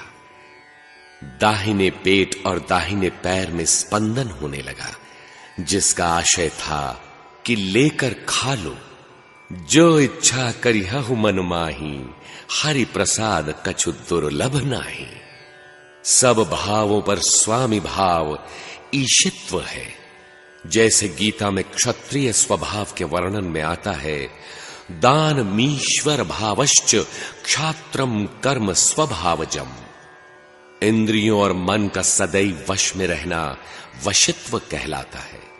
तद्धर्मान भिघातश्च, उन भूतों के विषय शांत हो गए हैं, इसलिए अब धर्म में किसी प्रकार का व्यवधान नहीं होता। काय संपत्ति का स्वरूप सूत्रकार ने स्वयं प्रस्तुत किया है। रूप लावण्य बल वज्र संहननत्वानि, काय संपत्। रूप, लावण्य, बल और वज्र के समान गठन ये शरीर की संपदाएं हैं। संयम की इस ऊंचाई पर योगी में कांति और शारीरिक सौष्ठव आ जाता है। महापुरुष को निवृत्ति के पश्चात रोग होते ही नहीं। ऐसे योगी किसी का रोग स्वयं स्वीकार कर लें तभी वे रुग्ण होते हैं, अन्यथा कभी नहीं। पूज्य महाराज जी के जीवन की एक घटना इसी तथ्य को उद्घाटित करती है। पूज्य गुरुदेव आसन पर बैठे थे। एक दिन एक पंडित जी समीपवर्ती गांव से आए, प्रणाम किया। उन पर दृष्टि पड़ते ही गुरु महाराज ने कहा, पांडे अच्छा हुआ आ गए, पूड़ी बनाओ। उसने कहा, महाराज मैं तो मर रहा हूं, मेरा तो हाथ ही नहीं उठ रहा है। पता नहीं क्या हो गया हाथ में, 2 दिन से नींद तक नहीं आई। महाराज जी ने कहा, हाथ इधर ला। उन्होंने उसका हाथ पकड़कर 2-4 बार उसका हाथ दबाकर देखा और कहा, विभूति खा लो, अब जाओ बनाओ पूड़ी। उसने पूड़ी बनाया, खा खिलाकर चला भी गया, किंतु महाराज जी के हाथ में दर्द होने लगा। 9वें दिन तो न रात चैन पड़े न दिन। गर्म जल से सिंकाई करने से कुछ राहत होती थी, प्रतीत होता था मानो हड्डी से फोड़ा निकल रहा हो। गुरुदेव ने भगवान से पूछा, जब निवृत्ति हो गई, पाप है ही नहीं, तब यह मरणांतक पीड़ा क्यों? भगवान ने बताया, 12 महीने उस पांडेय को कष्ट उठाना था, उसका रोग आपने ले लिया है, तो 12 दिन तो झेलें। महाराज ने कहा, गणना करो कितने दिनों से फोड़ा हुआ है। शिष्यों ने बताया, आज 9वां दिन है। महाराज ने कहा, 10, 11 और 12, 3 दिन शेष है। 12वें दिन फोड़ा फट गया, दर्द समाप्त हो गया। ऐसी कई घटनाओं के पश्चात कोई दुखी आता भी तो महाराज जी उसका स्पर्श नहीं करते थे। केवल उसे धोने की विभूति दिला देते थे, इतने से वो ठीक भी हो जाता था।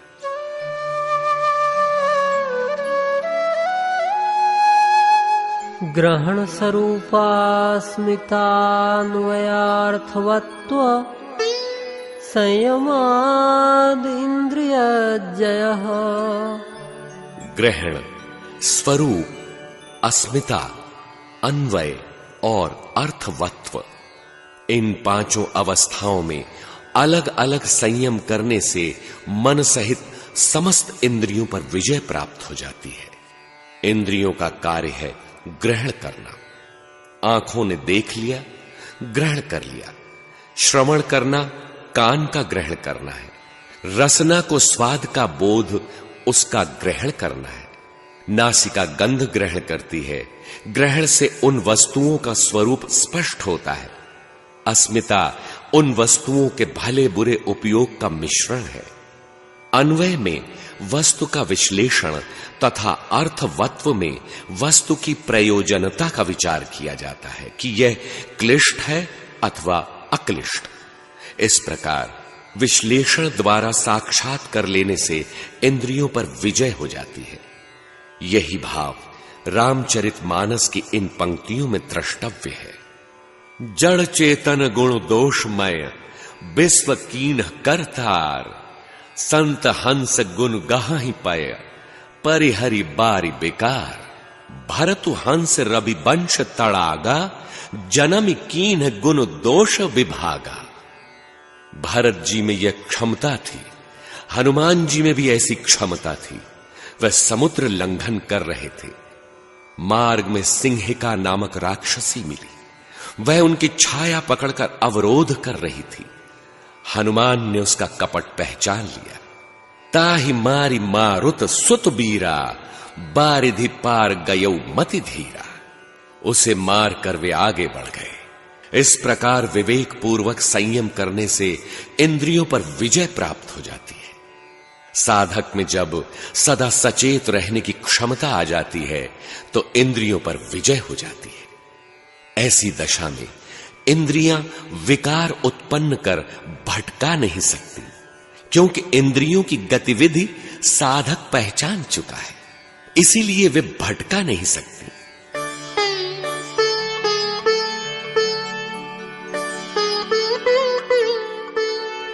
ततो मनोजवित्वं विकर्ण भावः प्रधान जयश्च।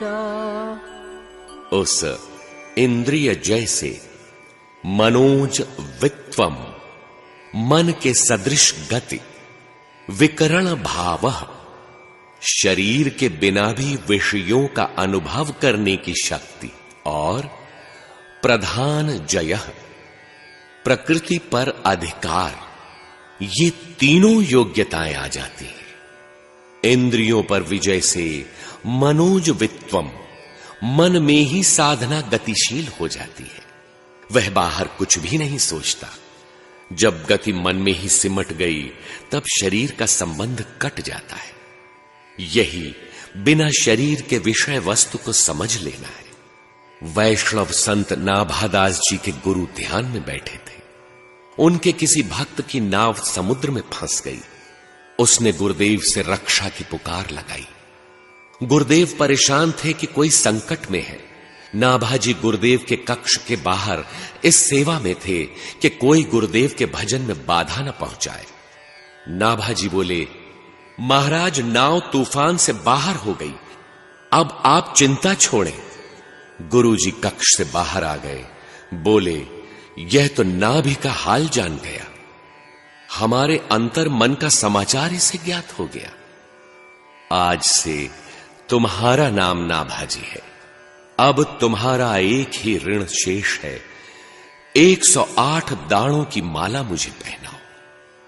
नाभाजी आध्यात्मिक संत थे। उन्होंने सोचा, माला तो मन की भली। जो संत मन का निरोध कर चुके थे, ऐसे महापुरुषों का जीवन चरित्र लिखकर उन्होंने गुरु जी को अर्पित किया, जो भक्तमाल के नाम से प्रसिद्ध है। वे बिना शरीर के ही सब जान गए।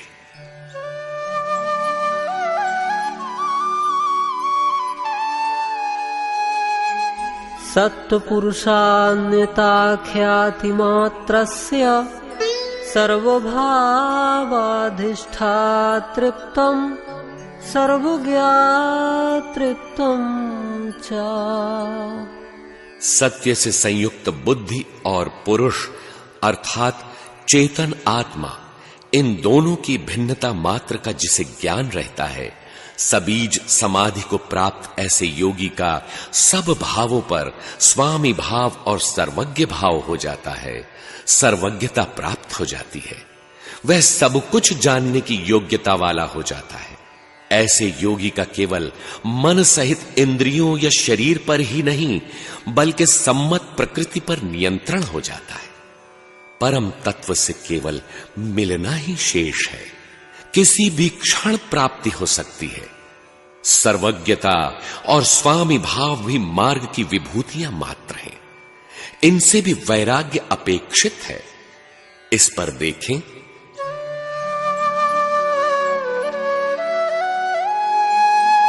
तद्वैराग्यादपि दोषो बीजक्षये कैवल्यम्। इन सभी सिद्धियों के प्रति वैराग्य होने से दोषों के बीज का क्षय होने पर कैवल्य पद की प्राप्ति हो जाती है। बुद्धि और पुरुष अर्थात सेवक और स्वामी में लेश मात्र भिन्नता शेष है तो कहीं न कहीं राग है, बीज दोष है, कहीं से तो ग्रस्त है। जब उसमें भी वैराग्य हो गया, तहां दोष समाप्त हो गया।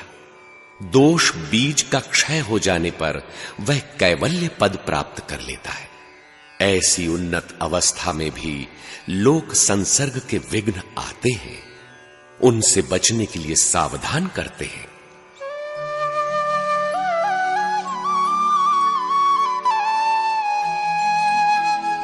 स्थान्युपनिमन्त्रणे संगस्मया करणम् पुनरनिष्ट प्रसंगात्।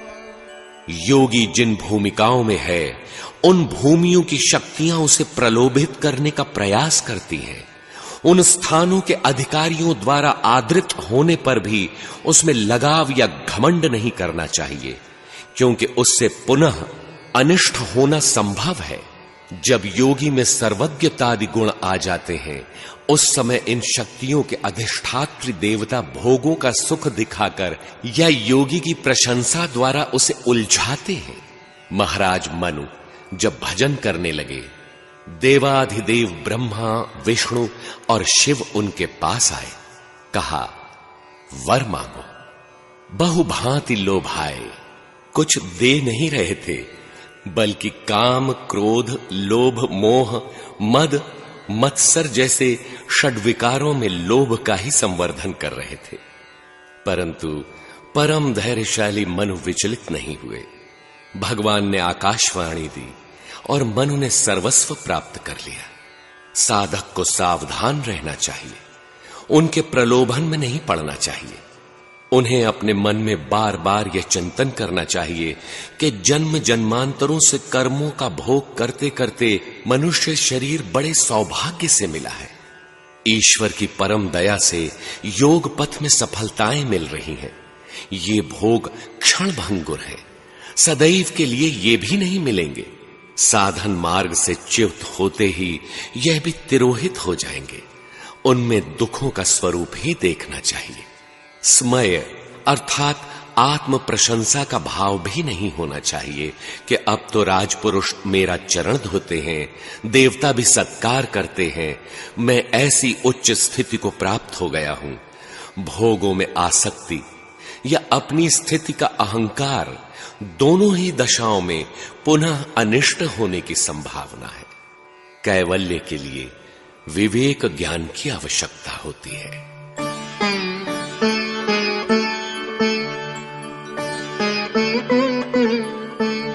क्षण तत्क्रमयो संयमात् विवेकजं ज्ञानम्। क्षण और उसके क्रम में संयम करने से विवेकजन्य ज्ञान उत्पन्न होता है। क्षण के पश्चात दूसरे क्षण का जो क्रम है, उसके बीच में 2 क्षणों के अंतराल में अन्य संकल्प न उठे। श्वास आई तब ओम, गई तब ओम। इसका क्रम न टूटे, विघ्न न आए। जब क्षण और उसके क्रम में संयम सध जाता है, विवेक जनित ज्ञान प्राप्त हो जाता है। देवता स्वर्गिक भोगों के प्रलोभन और शक्तियों के अहंग से बचने के लिए क्षण अनुक्षण का संयम रखना चाहिए। उसमें इतर संकल्पों का प्रवेश नहीं होने देना चाहिए। इस विवेक ज्ञान से लाभ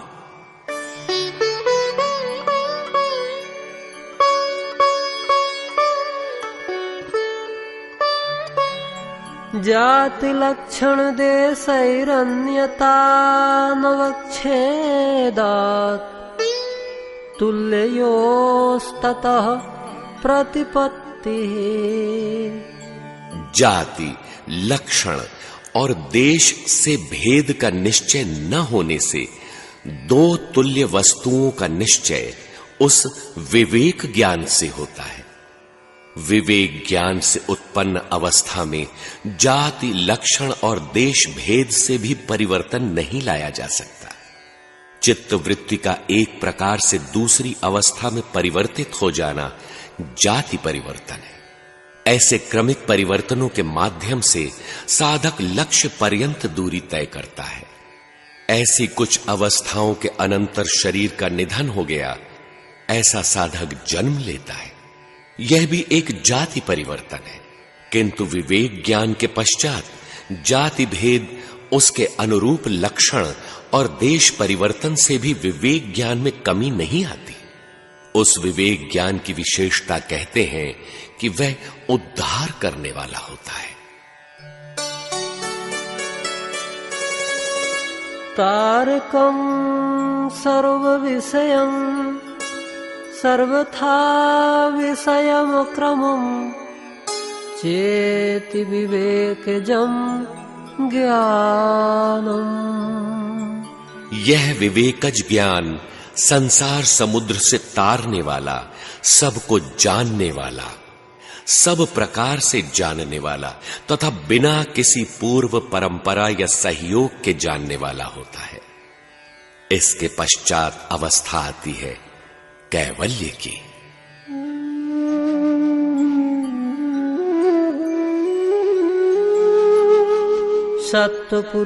सत्पुरुषयोः शुद्धि साम्ये कैवल्यम्। जब चित्त और पुरुष इन दोनों की समान रूप से शुद्धि हो जाती है, दोनों समत्व में स्थित हो जाते हैं, तब कैवल्य होता है। इसी अध्याय के 49वें सूत्र में इसका उल्लेख हुआ है। बुद्धि और पुरुष में किंचित अंतर था, अंतर मात्र का ही भान था। जब इन दोनों की ऐसी शुद्धि हो गई कि दोनों समान हो गए, न सत्य परायण बुद्धि अलग है न पुरुष, तब वही कैवल्य है। यही श्रीमद् भगवद गीता में है। इहैव तैर्जितः सर्गो येषां साम्ये स्थितं मनः निर्दोषं हि समं ब्रह्म तस्माद् ब्रह्मणि ते स्थिताः। उन पुरुषों द्वारा जीवित अवस्था में ही संपूर्ण संसार जीत लिया गया, जिनका मन समत्व में स्थित है, क्योंकि वह ब्रह्म निर्दोष और सम है। इधर उनका मन भी निर्दोष और सम स्थिति वाला हो गया। तस्माद् ब्रह्माणि ते स्थिताः, इसलिए वह ब्रह्म में स्थित हो जाता है। इसी का नाम अपुनरावर्ती परम गति है। इंद्रियों और मन पर भली प्रकार विजय कर लेने पर भी बुद्धि और पुरुष में किंचित अंतर रहता है। उस समय सर्वज्ञता, स्वामी भाव इत्यादि उपलब्धियां रहती हैं। बुद्धि और पुरुष इन दोनों के ही अत्यंत शुद्ध हो जाने पर साम्य अवस्था आ जाती है। दोनों को भिन्न किया नहीं जा सकता। बुद्धि के स्थान पर पुरुष खड़ा है, बुद्धि पुरुष में समाहित है, इसी का नाम कैवल्य है।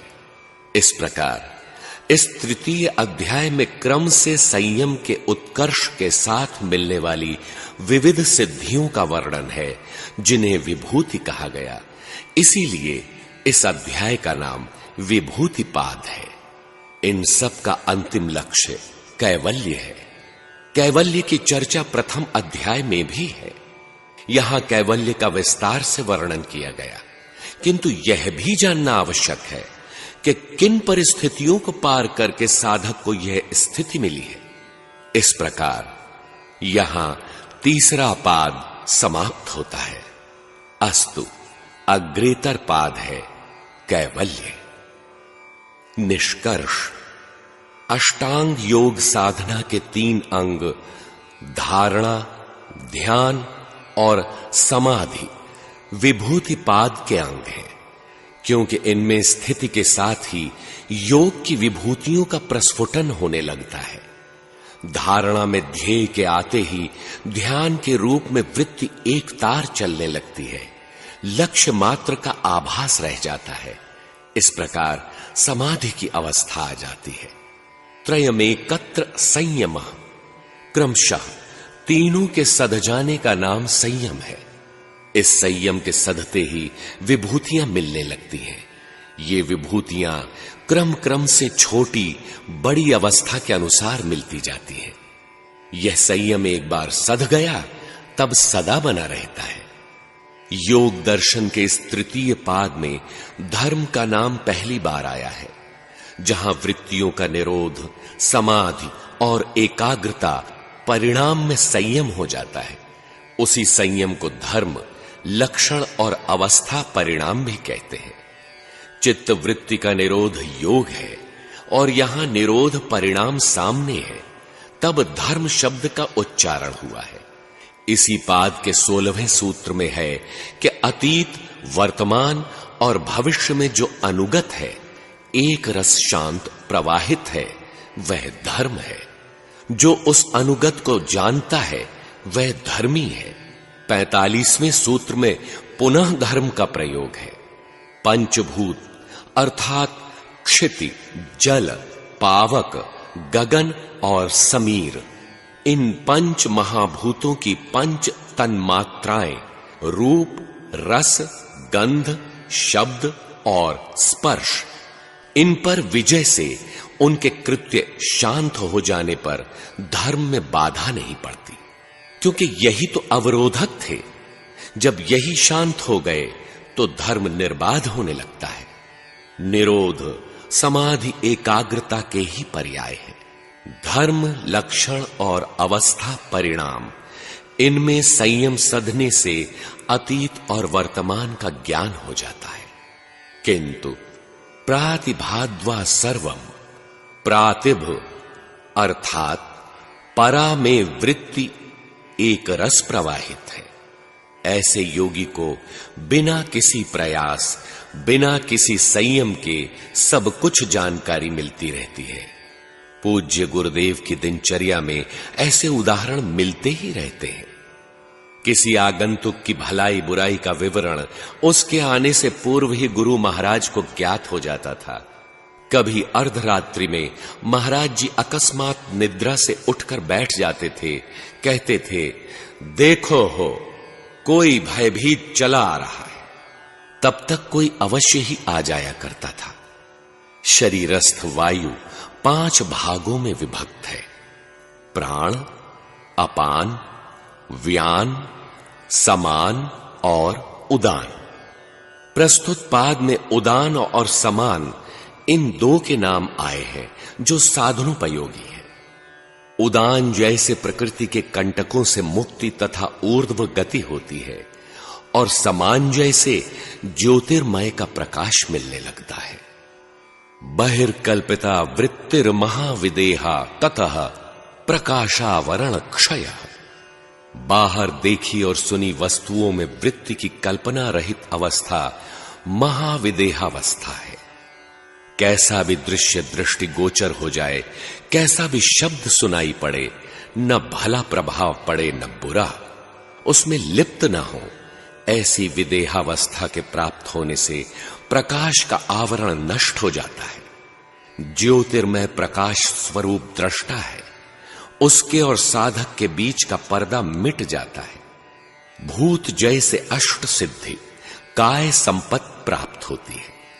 भूत जय से भूतों के विविध कृत्य शांत हो जाते हैं, इसलिए धर्म में बाधा नहीं होती।